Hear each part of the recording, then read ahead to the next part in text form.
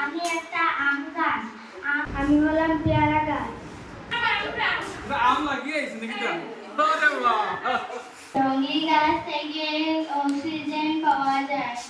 ওসব ফুল দেখতে অনেকই সুন্দর হয়। অনেক ফুল কলা গোবর খেলে রক্ত শরীরে হয়। কলা পাতা পূজার লাগে, কলা পাতা আমের পাতা লক্ষ্মী পূজায় লাগে। আমি একটি ঔষধি গাছ। আমার ছাল দিয়ে আমার নাম হচ্ছে জাদু। আমার কর্তব্যটা হচ্ছে পৃথিবীকে পরিষ্কার পরিচ্ছন্নতা করে রাখা। আমরা সর্বদা আমি একটা অর্জুন বৃক্ষ একটা ঔষধি গাছ। আপনার কাছে অনুরোধ আছে যে আপনার সর্বদা ডাস্টবিনে আবর্জনা ফেলবেন। নমস্কার।